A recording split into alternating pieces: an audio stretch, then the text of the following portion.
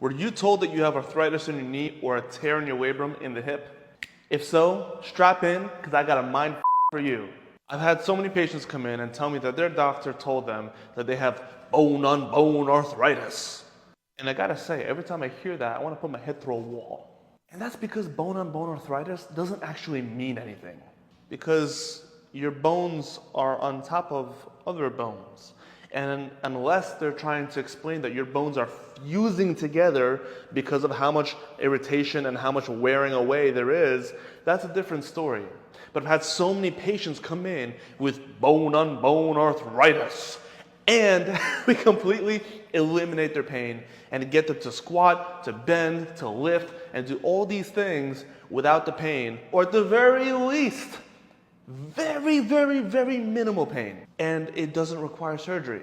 Not for a very, very, very long time. And now to talk about your tear in the labrum. You can have a labral tear and it not be the thing that causes you pain, just like arthritis.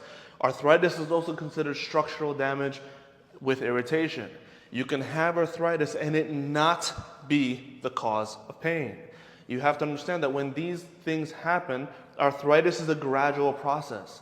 You've probably had arthritis before pain even started. You've probably, maybe, had a labral tear before the pain started. A lot of times we find these things because a pain has began and we go looking for things, right? We want to understand, is there any structural damage? And then on the scan it goes, oh, you got some arthritis, or oh, you got a labral tear. But again, that may not be the cause of your pain. And I know this because just like with people who've brought me their scans and shown me like, hey, I have arthritis, people have brought in their scans and shown me, hey, I have a labral tear. And we work around that labral tear. And just like I got people who were, not able to squat and had knee pain, and they thought presumably it was because of the arthritis, the same thing happened with those who had labral tears. We're able to get them back to doing everything they want to do without the need of surgery, injections, or any of those complex things that are going to completely alter and change their life going forward. Now look, sometimes you may need to go for that surgery. Sometimes whether it's a knee replacement because of the arthritis or a kind of a cleanup procedure of the hip for the labrum, sometimes these things are necessary. But there are so many cases where people have come in and it was completely not necessary whatsoever at all. And the reason why I want to make this video is because I want people to be a little more educated and to ask more questions of their doctor and explore different things before going to surgery.